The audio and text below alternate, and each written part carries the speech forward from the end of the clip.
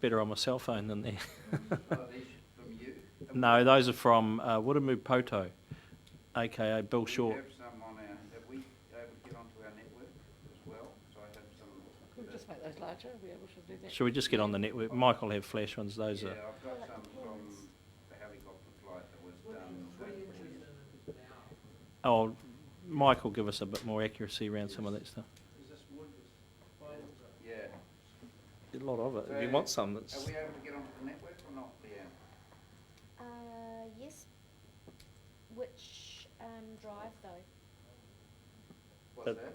Which I think we can- drive, though? Because I think we I can see am it's a on real the mess. network I and think we can see it's a real mess, Mike. Why don't you just talk us, Okay. not so much talk to the photos, but talk about the event, Yeah. talk about what's happened and talk about what's happening now as a result. On Saturday night. With your microphone on, please.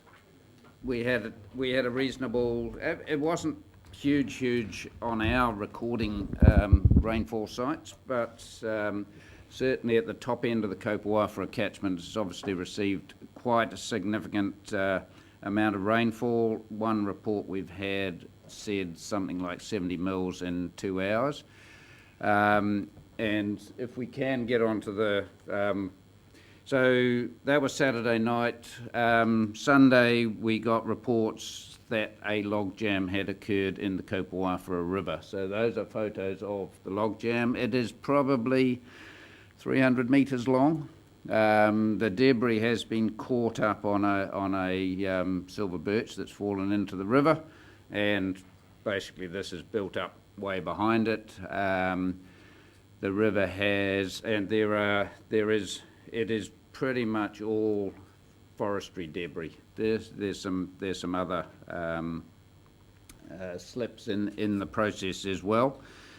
So our staff were on site on Sunday. On Monday we mobilised 2 diggers and a third, and we've been in touch with the forestry company.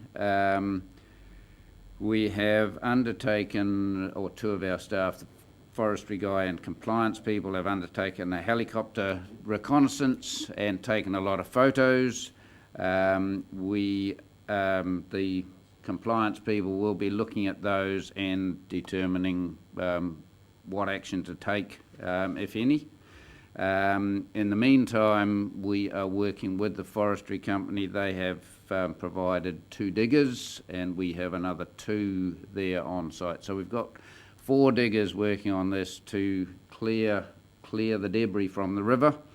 And there was quite a significant amount of flooding as a result of it as well outside the stop banks. There are stop banks on this, but they're no real designed standard, and they do stop probably upstream of where this has actually occurred. So if we're able to get onto the network, go into N Drive. Mr. Chairman, could... Yeah. Mr. Chairman, Mike, can you just give us an exact location where this is, please? Kopawafra is... And give us an idea of what the land is around, because, you know, I'm getting a whole lot of pictures there. Okay. Kopawafra is on the north side of Mahia Peninsula, right up there. So it's a catchment that originates actually in Gisborne District, not a huge amount, but it is the site of probably the most significant disaster in Hawke's Bay in 1948. There were 29 people, railway workers, killed by a flash flood coming down this, and their camp was on the banks of the river. 1938, actually. 38, well, sorry, yeah. Where's the forestry then? Is it in the Gisborne District or is it Narra? It's both. It's both. Yeah. Yeah. Mike's first job, he's late for work.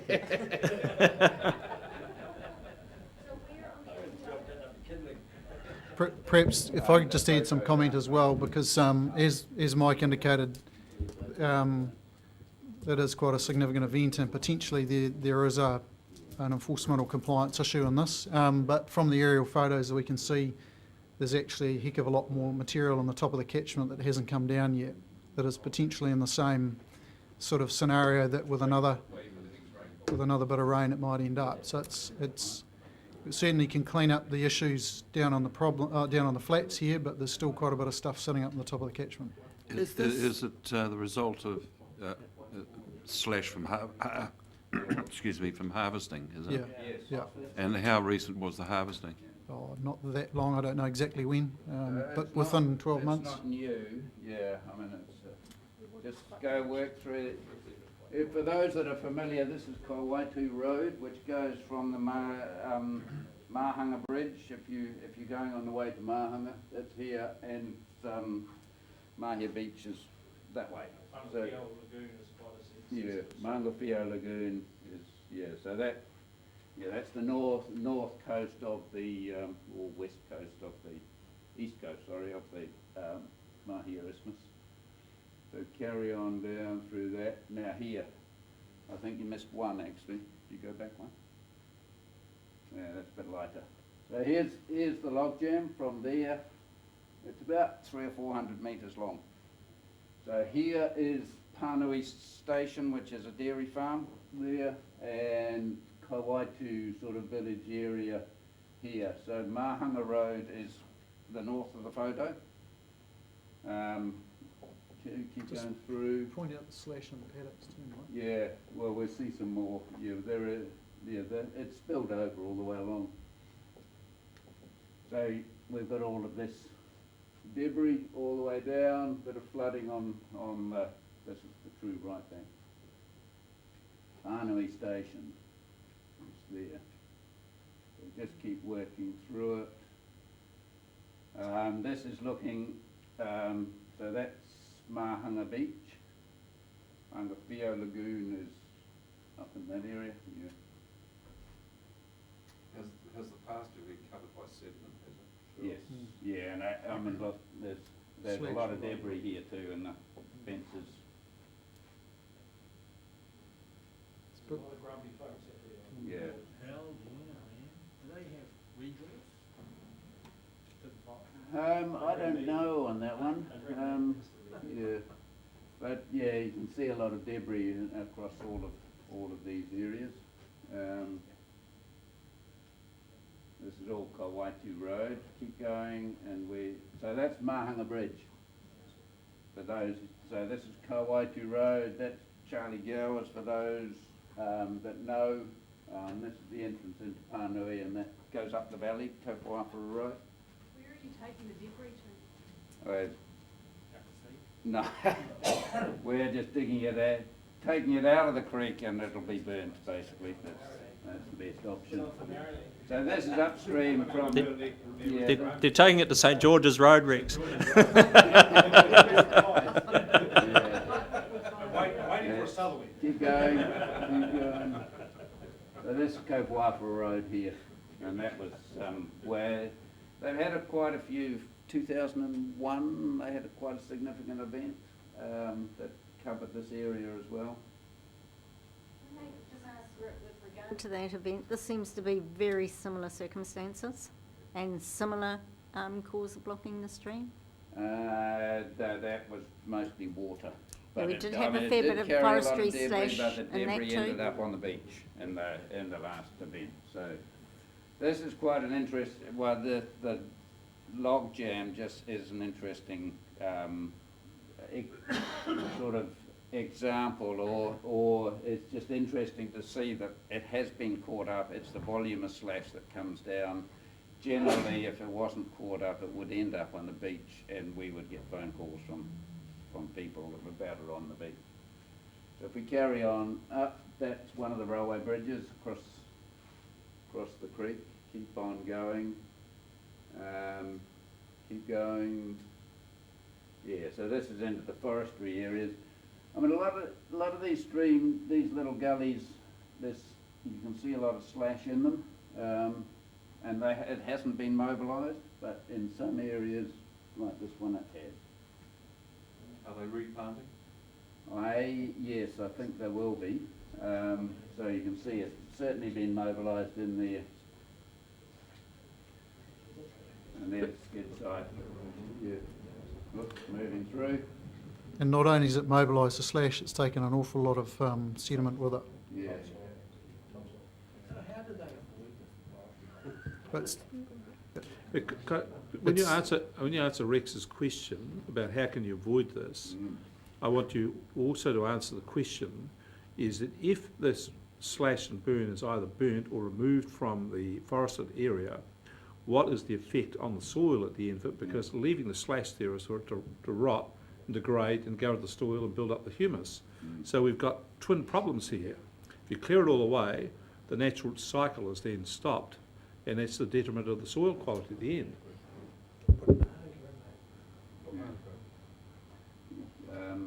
So- Yeah, just let me, get you to stop. at Is that one native thing. there, Mike? No, that's native, yeah. There is some native down further down. I'll stop, keep going. That one. Yeah, stop there. I'm sorry, Alan, that's the railway. That's the early one. No, I don't think it is. No. That's a new culvert's obviously blown out from there. Yeah. Yeah. So, there are, this is obviously a natural forested catchment that has come out, and yes, that happens as well. In terms of preventing this sort of thing, to be fair to the forestry company, they may have inherited some of these issues from the New Zealand Forest Service in the past. I don't know. We need to sit down with the forestry company and determine what options there are. But a debris dam that is made, from a few willows planted strategically in some of these gullies may assist. I don't know, but that's the sort of conversation that I think we need to have. So in forestry elsewhere in the region, they can successfully harvest this sort of terrain in these sorts of areas without that sort of debris and slash ending up in the streams. So there are a number of, Why can't they do that? just the way they manage their hauling, what they pull out, what they cut and leave. So there's some people doing this really well. Yeah. There are different approaches to it, and some end up with a much cleaner landscape than that one. Sounds like fruit growers. Is there, there's been some criticism levelled at the big poplar that blocked the, and we should have worked it out and pulled it out and done all sorts of things. But did the wood prevent majority of water going down the channel and therefore not flooding the surrounding lands, or was it going to happen anyway?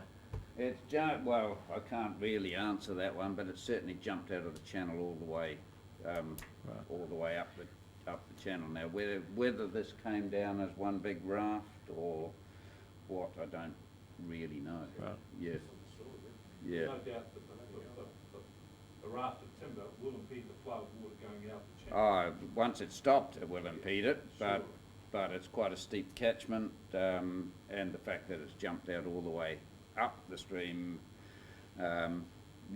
may mean that the volume of water was sufficient to spill the banks, whether or not that debris was held up. I don't know on that yet. What was the volume of water that came down that time? You said a figure before, I just got it. 700. Well, the forestry company reported they had, on one of their rain gauge, they'd got 70 mils in 2 hours, within a sort of rainstorm of about 170 mil of total. 70 mil in 2 hours. Yeah. So, but yeah, we certainly didn't pick that up on any of our systems. So. How proactive have the forestry company been in tidying this up? They've been quite proactive this trip, haven't they? More so than the past. Yes, they've been certainly willing to talk. Just Of the 4 diggers on site, 2 of them are the forestry company. and are they recognising that they may have to look at doing some things different? And I'll qualify that by saying Gisborne's rules are possibly different to ours, and how they manage them might be different to ours, but you've got to qualify that by saying that any works done in any forest land in Gisborne go through the unitary council, so the shifting of large amounts of soils to make tracks, for example, is not something that we would manage. That's more of a district council issue. The effects of it, Better answer that. well, it's in the district plan, isn't it? Look, I don't know the difference between our plan and the Gisborne District Plan in terms of how forestry is managed. We certainly have soil disturbance and vegetation removal rules to deal with elements of this. That the territorial authorities certainly do control, large the volume of soil moved as well. So there is some overlap. I guess ultimately this just reflects that within the industry there are different approaches to forest harvesting and different standards that might apply. Interestingly, the forest sector were staunchly against the National Environment Standard for forestry and now appear to be staunchly for it, because this sort of incident reflects poorly on the industry generally, and that's what they're trying to capture up in a standard to try and remove this sort of cross-boundary or operator differences when you're dealing with the same industry, the same effects, and you could be fairly consistent about how you approach it to achieve the right outcomes. The ultimate jam being caused, if I'm understanding you, by one tree having fallen across the river. Are there any liability issues in terms of whoever's tree it is? Or? It is largely one tree that's held up this. No, it's outside our Kopawafra scheme area. We have had a number of conversations with the people downstream of the scheme area to see whether they want to be part of it, but no, they don't. I mean, we do have a program of work to clear unwanted vegetation out of streams and drains in Wairoa, but and this has possibly or probably been raised with us, that individual tree, but to run around with a set of diggers every time somebody reports a tree down is not on our radar. So we will certainly be talking to that landowner. There are a number of those trees. I was there yesterday afternoon, and there are a number of trees that are overhanging and in danger of falling, so it would make sense that we pull them out and get rid of them. But yeah, I mean it's not an unusual occurrence for a tree to fall across the river. I mean, and everything in this instance has combined to basically demonstrate the impact of slash coming down the river. And generally, we only find it on the beaches. We don't see this sort of thing. Councillor Scott. Damage to the scheme infrastructure. Probably too early to assess it. Yeah, I don't think it has been significant from those photos, and it's too wet really to have a good look just yet. But yeah, we will be talking to the scheme ratepayers, and I've been in touch with one of them, and I'm not, other than a bit of silting in one of the flood-gated drains which we've cleared, haven't had any comments back.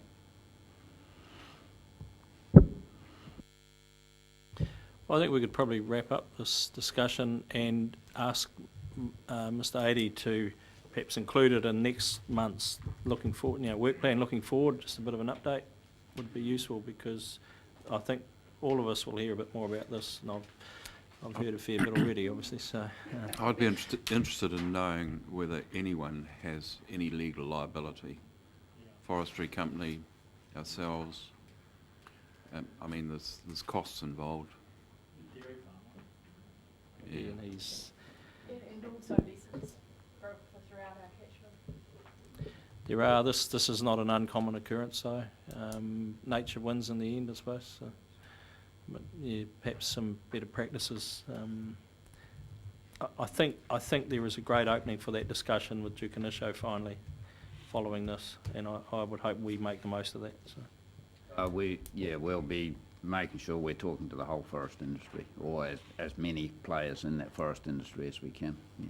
In fact, you could draw together, Wairoa District Council have I think quarterly meeting with the forest companies, and it wouldn't hurt for the two councils to sit together and talk to them about this particular issue, because I think we've all got we've all got some challenges regardless of which council and also regardless of which forest company. So.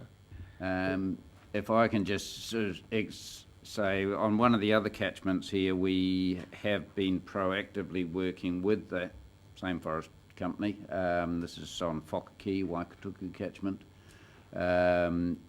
because they are going through a harvest, and there has been a lot of conversation with the forest company and the landowners downstream to basically pace the harvest and replanting to minimise the risk of this sort of thing happening. So that's been a real positive experience. Mr. Chairman, I don't know who should do this, but if that's a new culvert washout, I believe we should be notifying Kiwi Rail to say that there has been a new washout and that we are concerned that the management program or the maintenance program for the mothballing of the line must be kept up to scratch, and if this has resulted from a blockage of a culvert due to lack of maintenance, then that's of very real concern. I'll undertake to write a letter to the Chief Executive of Kiwi Rail on that Send a basis. Copy to the local manager. Yes. Probably, yeah. Yep. Okay. So is someone happy to move? Yeah, I'm happy to move. Happy to that move, the thank you. monthly work plan be accepted, proceed. And happy to second. Further discussion?